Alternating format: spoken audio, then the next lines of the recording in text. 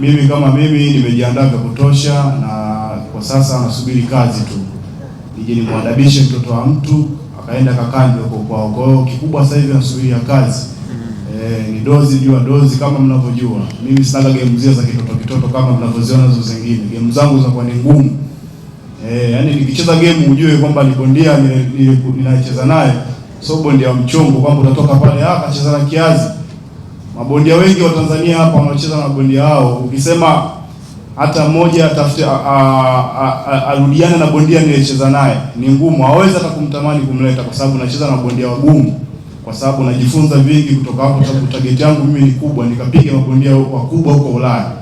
Kwa hiyo Watanzania mjitokeze kwa wingi siku hiyo, kwa sababu tuna tukio kubwa, tukio zito ambalo tumejipanga sisi kama timu yetu ya Mafia Box Promotion na makocha wangu Hamisi Mwakinyo, kocha Shefadi, kocha Chino, kocha Dosi, kocha Tipo. Kwa hiyo tuko tayari kuwapa burudani wa Tanzania. Mjitokeze kwa wingi siku hiyo, kwa sababu ndio tukio kubwa la kufungia mwaka, la kufungulia mwaka. Kwa hiyo tutafungua mwaka pale na tutafungia mwaka pale. Kwa hiyo ndugu zangu, mjitokeze kwa wingi, tuje kwenye mkesha huo wa siku hiyo kufungulia mwaka. Asanteni sana.